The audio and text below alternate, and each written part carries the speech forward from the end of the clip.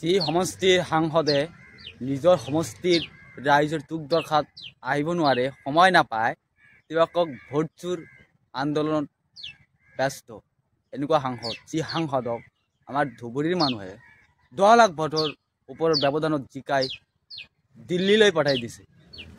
এইজন হৈছে ৰকিবুল হুছেইন। বৰ্তমান যি ফকীৰগঞ্জ অহাব বাজাৰত যি ভয়াৱহ পৰিস্থিতি, 2 দিনৰ ভিতৰত কিজানি ফকীৰগঞ্জৰ যি বচাইমাৰী বিল আছে, বিলৰ যি মূল ৰাস্তাখন যাতে খহি যাব 2 দিনৰ ভিতৰত, যেনেকুৱা পৰিস্থিতি হৈছে, এই পৰিস্থিতিৰ খবৰ কিন্তু এবাৰো লোৱা নাই আমাৰ সাংসদ, যাক আমি 10 লাখ ভোটত দিল্লীলৈ পঠাইছিলোঁ। এই ভোট চোৰ আন্দোলনত ধুবুৰীত মিটিং কৰি কিন্তু দক্ষিণ শালমৰা গৈছে। দক্ষিণ শালমৰাৰ পৰা ফকীৰগঞ্জ হোৱাৰ এবাৰো সময় নহ'ল নে আপোনাৰ? ফকীৰগঞ্জৰ যি অৱস্থা, এই অৱস্থা আপোনাৰ চকুত নপৰে নেকি? ফকীৰগঞ্জ নাহি আপুনি আকৌ ক'ত গ'ল? গোৱালপাৰাত গ'ল। এই গড়জনে আকৌ কি কৰি আছে? ভোট চোৰ আন্দোলন কৰি আছে। লাজ নাই, নিলাজ। তথাপি এই কিছুমান নিয়াই চাই আছোঁ, ইয়াৰ পিছে পিছে দৌৰি আছে টিকিটৰ কাৰণে।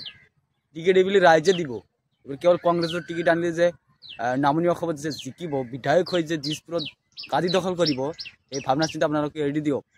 এইবুলি ৰাইজে টিকট নিজে দিব, গতিকে সাৱধান।